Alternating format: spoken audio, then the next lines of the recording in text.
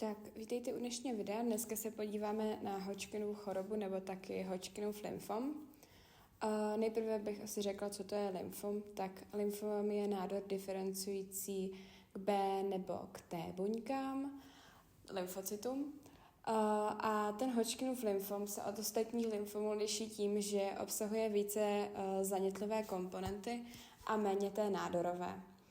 Plus jsou tam specifické příznaky, které si ještě zmíníme později.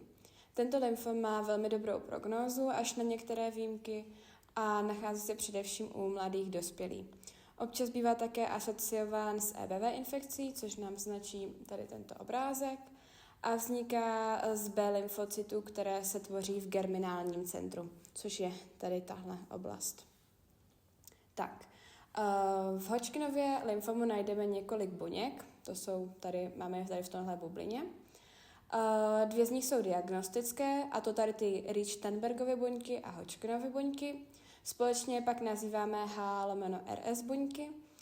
A když se podíváme na ty Reed-Steinbergovy buňky, tak ty mají typicky tvar sových očí. Proč se to tak říká? Tak protože obsahují dvě jádra a dvě velká jadérka, takže připomínají sový oči. Pak tu máme Hodgkinovy buňky.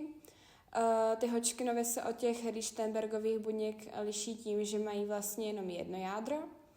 A pak tady máme lakunární, ty nám značí tady to, že tady je takový náznak lakun, což jsou vlastně plazmocytární buňky, zanětlivá komponenta. A pak jsou tady mumifikované buňky a tu tady máme obrázek mumie. A to jsou buňky, které už jakoby odumírají. Mají pyknotická jadérka.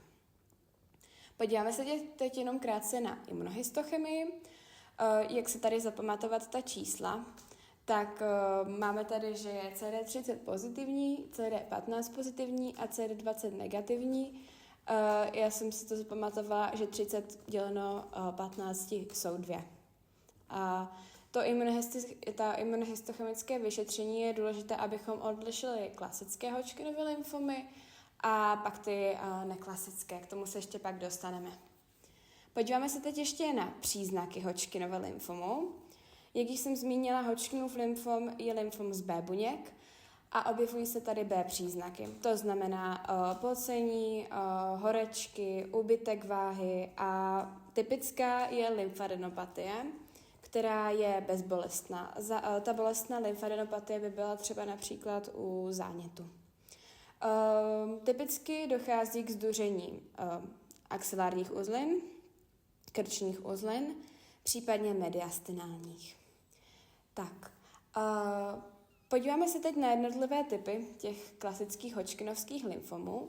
Máme tady 4 a ty jsou vlastně, ta typologie vznikla na základě toho, která komponenta té složky v těch nádorech převažuje.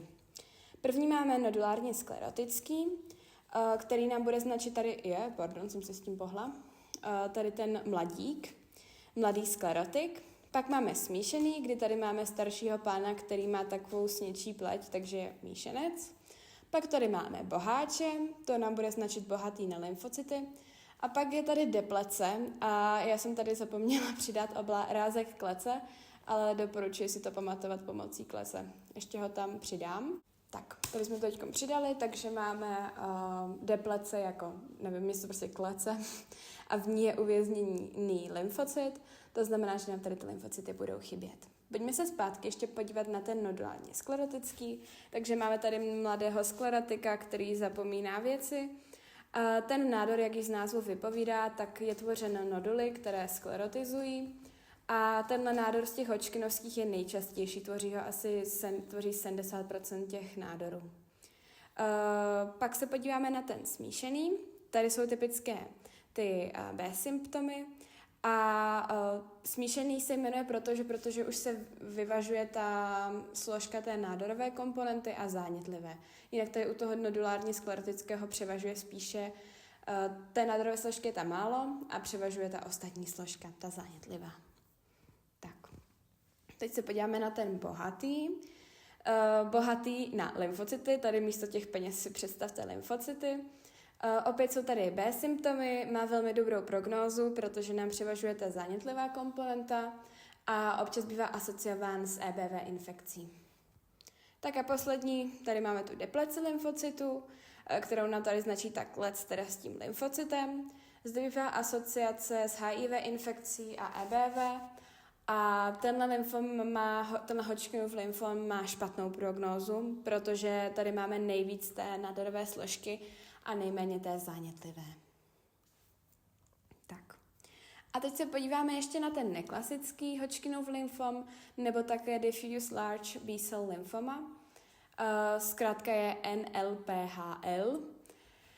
Ten se objevuje asi v 10% a jak jsme se tady bavili o té imunohistochemii, tak on je má naopak. To znamená CD30 negativní, CD15 negativní, CD20 pozitivní a já mám tenhle lymfom asociovaný s popcornem, protože má popcorn cells. To znamená, že to jáderko, když se na něj podíváte, tak je takové zprohýbané, ohnuté a vypadá jako popcornová buňka.